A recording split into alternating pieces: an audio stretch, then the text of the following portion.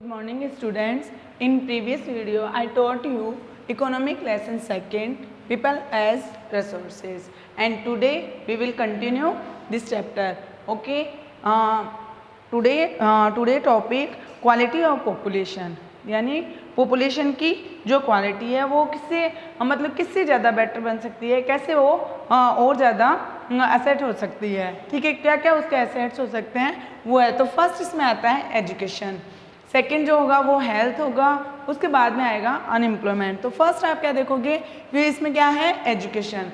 Education को the quality of the population depend on the literacy rate. जो सबसे ज़्यादा ये जो पॉपुलेशन की जो क्वालिटी है वो सबसे ज़्यादा किसके ऊपर डिपेंड करती है, लिटरेसी रेट के ऊपर डिपेंड करती है। ओके, किस पे डिपेंड करती है, लिटरेसी रेट पे करती है। Health of the person, the quality of the population ultimately decide the growth rate of the country. और जो ये हेल्थ रेट होती है वो भी क्या करती है, ये अल्टीमेटली डिसाइड करती है एक कंट्री की किसकी, ग्रोथ रेट की। ओके, तो ये दोनों चीज़ें मैंने आपको बताई एजुकेशन और हेल्थ के बारे में। Importance of the education in the improving the quality of the population, यानी पॉपुलेशन की जो क्वालिटी है उसमें इम्प्रूव सबसे ज़्यादा किसके द्वारा, किसका इंपॉर्टेंस है, सबसे ज़्यादा एजुकेशन की इंपॉर्टेंस होती है। तभी क्या होगी, जो पॉपुलेशन की क्वालिटी में ज़्यादा से ज़्यादा क्या हो पाएगा, इम्प्रूवमेंट हो पाएगा। अब इसको क्या कर सकते हैं हम, जो प्रीवियस वीडियो में हमने जो सकाल और विलास की जो स्टोरी हमने डिस्कस की थी उससे पता चल सकता है। जैसे सकाल क्या था, उसने एक मतलब अच्छे से उसने एजुकेशन ली, ठीक है, वो एक अच्छी लिमिटेड कंपनी में उसने क्या किया, वर्क स्टार्ट किया। तो उसने खुद के साथ साथ ठीक है एक पूरी कंट्री की जो लिटरेसी रेट थी उसको भी उसने क्या किया, आगे बढ़ाया, यानी उसकी क्वालिटी को भी उसने क्या किया, आगे किया। अब उसकी हेल्थ, उसने एजुकेशन हासिल की, एजुकेशन से उसको क्या मिली, उसकी हेल्थ बेटर हुई, हेल्थ बेटर हुई, इसका उसने पॉपुलेशन जो एक कंट्री की है ना ग्रोथ रेट के साथ साथ क्या किया, पूरी एक लिटरेसी रेट को भी उसने क्या किया, आगे इंक्रीज किया, आगे बढ़ाया। There is the special emphasis on the providing the education to the population. इसलिए ना पॉपुलेशन की सबसे ज़्यादा हमें क्या करनी चाहिए, किसके सबसे ज़्यादा किस पे एम्फासिस करना चाहिए, ज़्यादा से ज़्यादा एजुकेशन के ऊपर एम्फासिस करना है। अगर एक कंट्री की अगर एजुकेशन रेट, लिटरेसी रेट अगर इंक्रीज होगी तो डेफिनेटली उसका जो इकोनॉमिक सेक्टर है, इकोनॉमिक जो उसका लेवल है वो डेफिनेटली इंक्रीज होगा। Okay, providing the universe, there is special emphasis on the. अब किस तरीके से हम ना मतलब आगे से आगे ना एम्फासिस कर सकते हैं, उसको आगे बढ़ाने के लिए क्या क्या हम वर्क कर सकते हैं। उसमें सबसे फर्स्ट क्या आता है, providing universal retention and the quality in the implementary education with a special emphasis on girl. हमें सबसे ज़्यादा हम किस पे, एजुकेशन तो हम क्या कर रहे हैं, एजुकेशन तो आगे इंक्रीज कर ही रहे हैं, लेकिन हमें सबसे ज़्यादा किसके ऊपर देना चाहिए एम्फासिस, एक गर्ल के एजुकेशन पे देना चाहिए। क्यों देना चाहिए, अगर एक गर्ल एजुकेशन होगी तो आप क्या देखते हो कि उसके आगे वो जहाँ भी जाएगी उसकी फैमिली भी एजुकेटेड होगी, वो खुद पढ़ी लिखी होगी, वो अपने बच्चों को भी पढ़ाएगी, अपने परिवार को भी एजुकेटेड करेगी। तो एक जो गर्ल जो एजुकेटेड होगी वो कई जनों को एजुकेशन क्या करवाएगी, प्रोवाइड करवा पाएगी। इसलिए हमें सबसे ज़्यादा किसके ऊपर एम्फासिस करना चाहिए, गर्ल के एजुकेशन पे करना चाहिए। क्योंकि जो लिटरेसी रेट है आज भी मेल और फीमेल दोनों की कंपैरिजन में देखें तो मेल ही क्या होता है, अभी जो सुपर एजुकेशन है, जो हायर एजुकेशन है वो किसकी होती है, मेल की लिटरेसी रेट ही बताई जा रही है। सेकंड क्या आता है, vocational streams have been developed to the equip large number to high school students with the occupation related to the knowledge and skill। अब वोकेशनल जो इसके स्ट्रीम है वो होनी चाहिए। अब जैसे ये नहीं होनी चाहिए कि खाली आप एजुकेशन दे रहे हो, खाली उनका बुक का नॉलेज दे रहे हो, जो बुक में जितना नॉलेज है वो प्रोवाइड करवाया जा रहा है। उन्हें वोकेशनल स्ट्रीम देनी चाहिए कि जो काम वो करना चाहते हैं, जो जिस चीज़ का उनको नॉलेज है, जिस चीज़ के बाद उनका स्किल है उनके पास, आप उस चीज़ को उसको ज़्यादा से ज़्यादा डेवलप करोगे तो डेफिनेटली क्या होगा, आपका जो लेवल इकोनॉमी लेवल है वो बेटर हो पाएगा। ओके, थर्ड क्या आता है, increase in the expenditure from the rupees 151 crores in the first plan rupees 3766.90 crore 11th plan. अब increase in the expenditure from, अब देखो पहले क्या था 151 करोड़ दे रखा है, लेकिन अब वो इंक्रीज होकर कितना हो चुका है 3766.90 करोड़ तक पहुंच चुका है। अब नेक्स्ट आता है the expenditure on the education as the proceeding to the GDP rate from the 64% in the 1951-52 to increase 3.0 in 2015-16, यानी जो मतलब पहले जो इसकी थी GDP रेट कितनी थी 0.64% थी, वो अब 1951 जो ईयर्स है उसमें 0.64 थी, अब वो इंक्रीज होकर कितनी हो चुकी है 3.0% बढ़ चुकी है। कौन से ईयर तक 2015-16 ईयर तक। अब जो ये मतलब ये इन्होंने जो भी ये बताए हैं कि क्या ना कौन कौन से ये एजुकेशन जो प्रोवाइड कराएंगे, स्पेशल हम कौन कौन से तरीके से एम्फासिस कर सकते हैं उसके ऊपर, इसके क्या क्या आउटकम आते हैं और क्या क्या इसके सामने चैलेंजेस आते हैं। कुछ आउटकम भी सामने आते हैं और कुछ चैलेंजेस भी सामने आते हैं। ओके, कुछ चैलेंज भी सामने आते हैं। अब आउटकम क्या होगा देखो, the literacy rate have increase from the 18% in the 1951 to 74% in 2010-11, यानी जो पहले कितनी थी 18% थी 1951 का जो ईयर्स के लगभग, अब वो कितनी हो चुकी है 74% तक लिटरेसी रेट बढ़ चुकी है। सेकेंड जो इसका आउटकम है वो क्या आ सकता है, the primary school system has expand to over the 8.58 lakhs. अब जो प्राइमरी स्कूल की जो संख्या है वो कितनी हो चुकी है, अब तक कितनी बढ़ चुकी है 8.58 लाख। ओके, ये प्राइमरी स्कूल्स के एक्सपेंस हो चुके हैं, लेकिन अब कुछ चैलेंज भी आए हैं। देखो, vast difference in the literacy in notice across different section of school of the population. अब सेक्शन में जो है पॉपुलेशन की जो अलग अलग सेक्शन होते हैं, अलग अलग वर्ग होते हैं, उनमें जो एजुकेशन का जो डिफरेंट है वो वैसे का वैसे बना हुआ है। जो हायर एजुकेशन है, आज भी जो डिप्राइव सेक्शन है उनको उतनी नहीं मिल पाती है, तो वो डिफरेंट क्या होगा हमें हटाना होगा, तब क्या होगा हम हमारे जो इकोनॉमिक लेवल है वो बेटर हो पाएगा। अब स्कूलों के प्राइमरी स्कूलों की संख्या तो इतनी बढ़ चुकी है, ठीक है, स्कूल्स का जो है नंबर्स ऑफ स्कूल तो बढ़ चुके हैं, बट क्या हो रहा है huge expansion of the school has been the dilute by the poor quality of the schooling and the high drop out rate. लेकिन उनमें क्या है, अभी भी बच्चों की संख्या कितनी है, स्टूडेंट्स के जो नंबर ऑफ स्टूडेंट्स कितने हैं वो देखने की ज़्यादा ज़रूरत है कि अभी भी जो पुअर जो स्टूडेंट है, पुअर जो पीपल्स हैं, वो अभी भी बच्चों को एजुकेट करने के लिए क्या नहीं है, पक्ष में नहीं है। तो ये क्या आ रहे हैं हमारे सामने, चैलेंज भी आ रहे हैं। कुछ चैलेंज होते हैं, जैसे आउटकम तो ये समझ में आता है कि चलो ठीक है, एजुकेशन लेवल अगर इंक्रीज हो गया तो डेफिनेटली इतने आउटकम आ जाएंगे, इतना अच्छा होगा, लिटरेसी रेट बढ़ जाएगी, 18 से 74% हो गई, स्कूल्स नंबर ऑफ जो स्कूल है उसके भी क्या हो जाएगी 8.58 लाख बता रखा है, बट उनके चैलेंज भी उनके सामने आते हैं, ठीक है। तो ये हो गया। अब उसके बाद में क्या आता है, सर्व शिक्षा अभियान, यानी गवर्नमेंट ने क्या कर रखा है, सर्व शिक्षा अभियान भी कर रखा है, जिससे क्या हो सके, ये इस स्कीम के थ्रू भी क्या हो सकते हैं, लोगों को एजुकेशन दी जाती है। जैसे 6 to 14 ईयर्स के बच्चों को क्या दी गई है, उन्होंने एक तरह से निःशुल्क जो शिक्षा दे रखी है उसके लिए उन्होंने बोल रखा है। तो ये क्या आता है, सर्व शिक्षा अभियान, कि सभी लोगों को क्या हो सके, एजुकेशन मिल सके, चाहे गाँव के वो पुअर हो, चाहे डिप्राइव सेक्शन हो, कोई भी सेक्शन हो, उनको एजुकेशन का ज़्यादा से ज़्यादा क्या मिल सके, बेनिफिट मिल सके। ओके, नेक्स्ट अब इसका क्या आता है,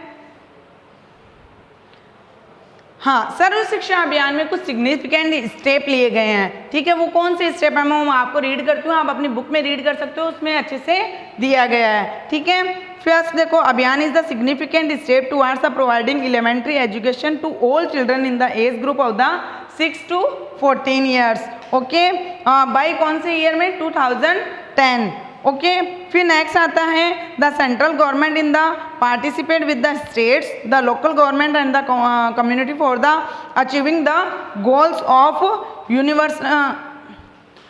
of the universalisation of the elementary education, यानी ज़्यादा से ज़्यादा क्या कर रहे हैं, वो एजुकेशन को बढ़ाने के लिए बोल रहे हैं। नेक्स्ट आता है ब्रिज कोर्स। ब्रिज कोर्स का मीन्स क्या होता है कि जैसे ऐसे होता है कि कुछ गांव में क्या होता है, विलेजेस में कुछ बच्चे स्कूल जाते हैं, 2-3 साल वो स्कूल जाने के बाद में क्या होता है, उनकी स्टडी के अंदर गैप आ जाता है, वो अचानक स्कूल जाना बंद कर देते हैं। अब रीज़न कुछ भी रहा होगा लेकिन वो स्कूल जाना बंद कर देते हैं। जो उनके इस स्टडी गैप को आप जो कवर करते हो उसको क्या बोला जाता है, ब्रिज गैप बोला जाता है, ठीक है, सॉरी ब्रिज कोर्स बोला जाता है। Bridge courses and the back to school camp have been the initiate to the increase the enrolment in elementary education.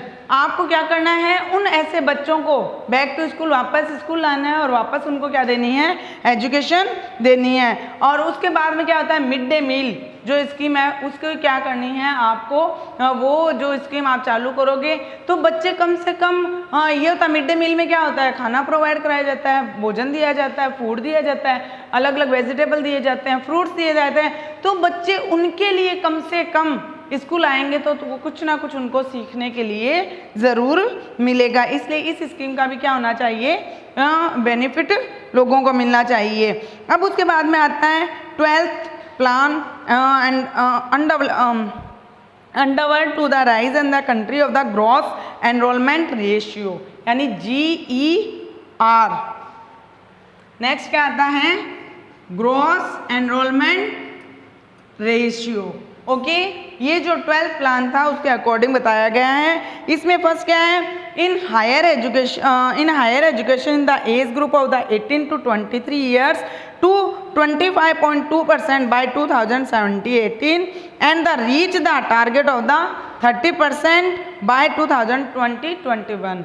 यानी पहले जो 18 से 23 एज के जो रेशियो 25.2% था, अब मतलब 20 और 21 तक लगभग कितना हो जाना चाहिए, 30% हो जाना चाहिए। फिर उसके बाद में क्या आता है, the strategy focus on the increasing access quality, adoption of the state specific curriculum modification, vocalization and the networking on the use of the information technology।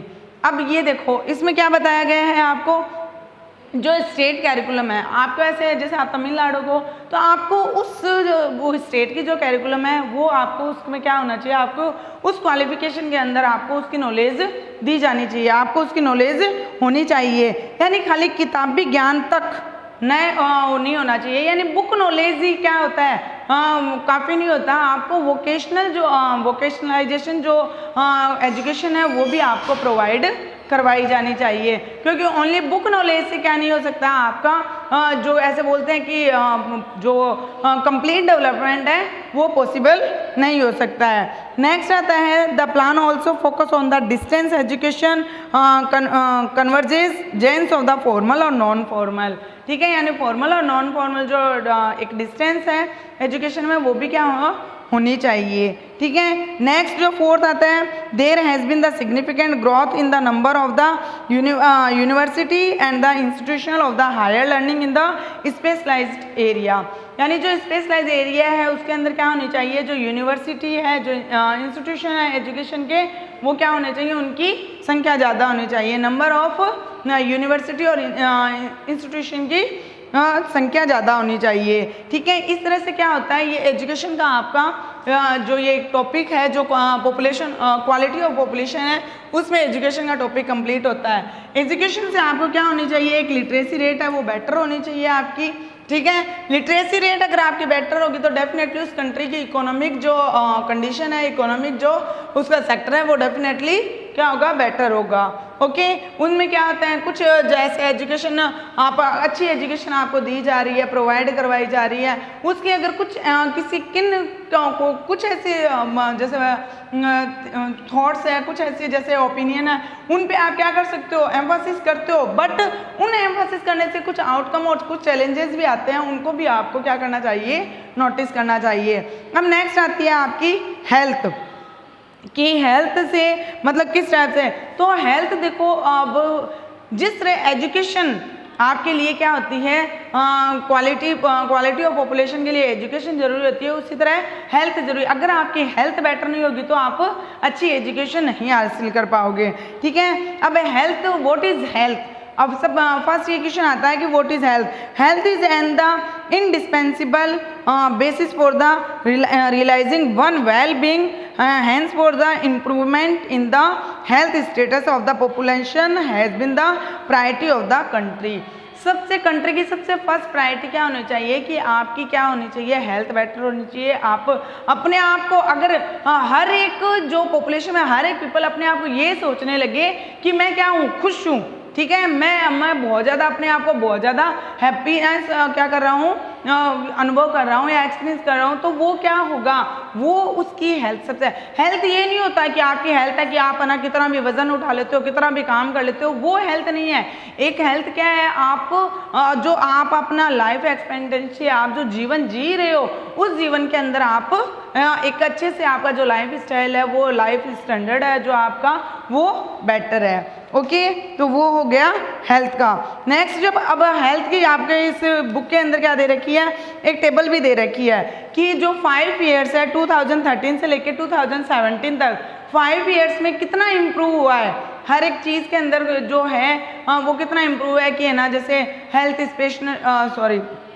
ये प्राइमरी फिजिकल हेल्थ हो गया, उसके बारे में आपको बता रखा है कि 5 ईयर्स में कितना बढ़ चुका है, और डिस्पेंसरी एंड द हॉस्पिटल्स में कितनी इम्प्रूविंग हुई है, और ना हॉस्पिटल्स में बेड्स की कितनी इम्प्रूविंग हुई है, ठीक है, registered doctor in the medical council, और लास्ट में जो नर्सिंग है उनमें कितनी इम्प्रूविंग हुई है। तो 5 ईयर्स में क्या होता है, जो पहले 2013 में जितनी थी जो नंबर्स ऑफ नर्सिंग थे, बेड थे, उनमें 5 ईयर्स में क्या हो गई, अब ज़्यादा से ज़्यादा इम्प्रूविंग करने की क्या की गई है, कोशिश की गई है, ठीक है। अब लास्ट आता है, there are the many places in India which do not have even these basic facility, यानी जो ये बेसिक फैसिलिटी है ना, वो क्या है, उसमें वो ये समान होनी चाहिए, असमानता नहीं होनी चाहिए, इसके अंदर अनइक्वलिटी नहीं होनी चाहिए। There are the only 381 medical college in the country and 301 dental college. अभी तक क्या हो रहा है, कंट्री के अंदर जो मेडिकल कॉलेज है और जो डेंटल कॉलेज है, उनकी जो नंबर्स ऑफ कॉलेजेस है वो अभी भी कम बताई जाती है। Just 4 states like Andhra Pradesh, Karnataka, Maharashtra and Tamil Nadu have the maximum number of colleges, यानी ये 4 ही स्टेट बताए गए हैं जहाँ पर मैक्सिमम नंबर ऑफ कॉलेजेस हैं। अदरवाइज अभी भी क्या है, वहाँ पे जो इक्वलिटी होनी चाहिए वो अभी नहीं आई है, ठीक है। अब नेक्स्ट और लास्ट टॉपिक आता है इस लेसन का, अनएम्प्लॉयमेंट। अनएम्प्लॉयमेंट क्या होता है, जैसे अनएम्प्लॉयमेंट होता है, मीनिंग ऑफ अनएम्प्लॉयमेंट बेरोजगारी, ओके, ठीक है। अब ये बेरोजगारी क्या है, इसकी डेफिनेशन क्या है, व्हाट इज अनएम्प्लॉयमेंट, क्या डेफिनेशन है इसकी, ठीक है। Unemployment is the said to exist when people who are the willing to the work at the going wages can not find job. अब देखो, एक अनएम्प्लॉयमेंट क्या होता है, आप ऐसे बोल सकते हो कि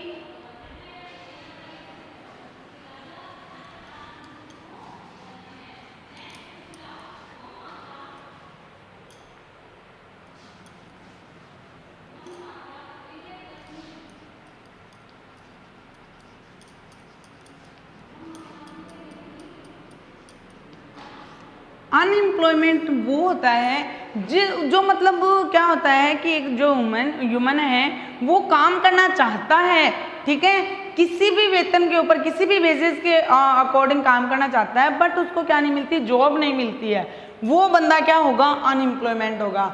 यानी उसकी विलिंग है, वो काम करने की उसकी इच्छा है, ठीक है, एनी हाउ कैसे भी, कितने भी वेजेस के ऊपर, ठीक है, लेकिन बट उसको क्या नहीं मिल रही है, जॉब नहीं मिल रही है, can not find the job, उसको जॉब नहीं मिल रही है, इसलिए वो क्या है, अनएम्प्लॉयमेंट की कैटेगरी में आता है, ठीक है। ये हो गया, ये क्या थी, अनएम्प्लॉयमेंट की डेफिनेशन थी। एक बार मैं फिर रिपीट कर रही हूँ, आप नोटिस करना।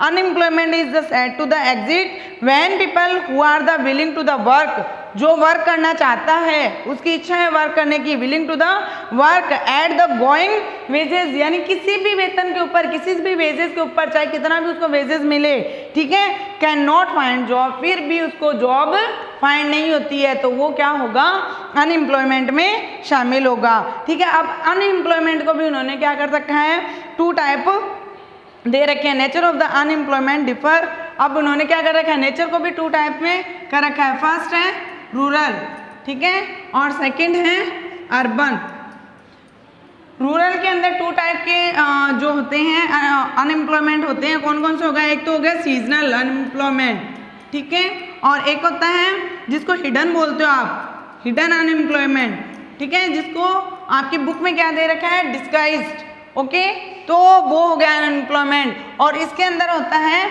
एजुकेटेड, अर्बन में क्या आएगा? Educated unemployment.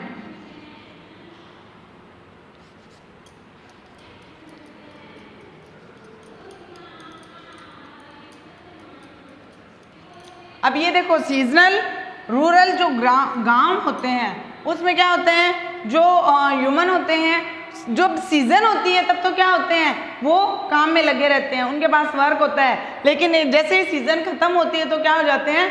वो अनएम्प्लॉयमेंट हो जाते हैं। तो वो क्या हो गई? सीजनल हो गई। और ये जो हिडन होती है, ये देखो ये सबसे ज़्यादा इंपॉर्टेंट है, जिसको डिस्गाइज बोला हुआ है। डिस्गाइज में क्या होता है कि जैसे एक खेत है, ठीक है, एक फील्ड है, उसके अंदर एक फैमिली के जो 5 मेंबर हैं वो 5 के 5 उसमें वर्क करते हैं, ठीक है। अब वो 5 मेंबर में से किसी भी मेंबर को पूछा जाता है कि आपका वर्क क्या, वो बोलता है मैं तो खेती का काम करता हूँ, ठीक है, खेती है। लेकिन जो लैंड है वो क्या बोल रही है? वो लैंड जो है, जो फील्ड है, वो क्या बोल रही है? वो ये बोल रहा है कि मेरे पास तो अगर आप 2 आदमी आओगे तब भी मेरे खेत का काम चल जाएगा, और अगर आप 10 जने आओगे तब भी वो खेत का काम उतना ही होगा। यानी उसमें ये नहीं है, तो वो क्या है? वो एक डिस्कस अनएम्प्लॉयमेंट है। यानी जो ह्यूमन है वो काम में लगा हुआ तो दिखाई दे रहा है, बट वो क्या है? ऐसा होता नहीं है। यानी उसके अलग जो उसकी जो होनी चाहिए, बेनिफिट मिलना चाहिए, वो उसको नहीं मिल पाता है। तो इस तरह से ये क्या हो गया? डिस्गाइज अनएम्प्लॉयमेंट हो गया। और अर्बन के अंदर जो एजुकेटेड है वो भी क्या है? अनएम्प्लॉयमेंट है। यानी उनकी एजुकेशन के अकॉर्डिंग उन्हें क्या नहीं मिलती है? जो जॉब मिलनी चाहिए, जो अपॉर्चुनिटी मिलनी चाहिए, वो उनको प्रोवाइड नहीं हो पाती है। यानी जो हायर एजुकेशन लिया हुआ है, ठीक है, कोई अच्छा कोर्स करके आता है, किसी ने सीए कर रखा है, किसी ने कुछ कर रखा है, अब उसकी लेवल के अकॉर्डिंग अगर उसको जॉब नहीं मिलती है और वो फिर कोई छोटा मोटा काम करता है कि जैसे भी हो, ठीक है यार, अपनी फैमिली को जो भी करना है उसका हमें खर्चा निकालना है, तो उसके लिए वो कोई भी जॉब करता है, तो वो एक कंट्री की जो इकोनॉमी है उसका लेवल एकदम डिक्रीज होता चला जाएगा। क्यों? क्योंकि उनके एजुकेशन के अकॉर्डिंग उनको जो जॉब है, जो अपॉर्चुनिटी है, वो प्रोवाइड नहीं हो पाती है, ठीक है। अब जो नेक्स्ट आपका आता है, अब देखो कुछ प्रॉब्लम्स होती है, जो अनएम्प्लॉयमेंट की कुछ प्रॉब्लम्स होती है, वो प्रॉब्लम्स क्या क्या है? फर्स्ट जो प्रॉब्लम है, unemployment leads to the wastage of the man power resources. सबसे बड़ी ये उनकी प्रॉब्लम है, जो उनके मैन पावर है वो क्या करते हैं? उसकी वेस्टेज होती है। सेकंड क्या आते हैं? Unemployment tends to the increase economic overloads. और थर्ड जो है, the quality of the life of the and the individual as well of the society is the adversely affected. अब अनएम्प्लॉयमेंट से एक ह्यूमन की तो क्या होती है? लाइफ इफेक्ट होती है, बट एक सोशल की भी जो वो है वो भी उस पर डिपेंड करती है। कैसे करती है? क्योंकि क्या होता है कि अगर आपकी एजुकेशन अच्छी होगी, आपको अगर अच्छी जॉब मिली हुई होगी, आप क्या करोगे? किसी को देख के आप उसका अपना लेवल हायर करना चाहोगे, लेकिन बट अगर आपके पास अच्छी जॉब नहीं होगी, अच्छी अपॉर्चुनिटी नहीं होगी, तो आपके क्या होगा? सोशल भी डाउन में चला जाएगा, ठीक है। नेक्स्ट होता है decline in the health status and the rising the withdraw from the school system. अब क्या होगा? जो हेल्थ स्टेटस है वो भी डेक्लाइन होता चला जाएगा, और क्या होगा? जो स्कूल्स का उससे भी आप क्या करते चले जाओगे? विड्रॉ करते चले जाओगे। अब इन केस ऑफ इंडिया में क्या आता है? ये थी आपकी 4 प्रॉब्लम, ठीक है। मैंने आपको 4 प्रॉब्लम बता दी। एक तो wastage of the man power बता दी, ठीक है। सेकंड आ गई कि unemployment tend to the increase the economic overloads हो गया। और नेक्स्ट आ गई कि जो इंडिविजुअल है उसकी लाइफ डिपेंड करती है उसके ऊपर, और उसके साथ साथ उसकी सोशल की लाइफ भी डिपेंड करती है, ठीक है। और लास्ट आ गया decline in the health status, ठीक है। और अब आती है कि इंडिया के केस के अंदर हम क्या कह सकते हैं कि कुछ न होने से कुछ होना ज़रूरी होता है। लोगों की सोच ये हो गई कि अगर हमारे पास, हम पढ़े लिखे हैं तो क्या हुआ, बट अगर कोई भी जॉब मिल जाए तो उससे अच्छा हम क्या, अनएम्प्लॉयमेंट से तो एम्प्लॉयमेंट होना ज़्यादा बेटर है, उसके लिए हमें चाहे कुछ भी करना पड़े। अगर आपके पास ये है कि अगर आप घर में ऐसे ही बैठे हो, इससे अच्छा तो हाँ कोई भी छोटा मोटा जो काम होता है वो आप कर सकते हो, ठीक है। These appear to the work throughout the year in the term of the year potential of the income, कि कैसे ना कैसे कुछ ना कुछ इनकम तो आपको मिलती रहे, ठीक है। और लास्ट जब आता है जो discuss unemployment of the agriculture sector, सबसे ज़्यादा क्या होता है ये जो हिडन बेरोजगारी होती है वो एग्रीकल्चर सेक्टर में देखने को मिलती है।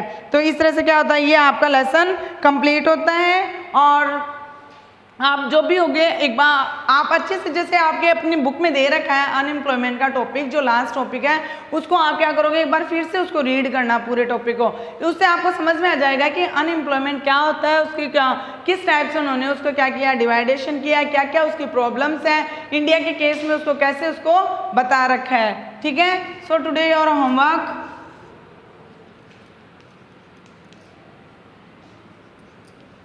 write question answer in fair notebook.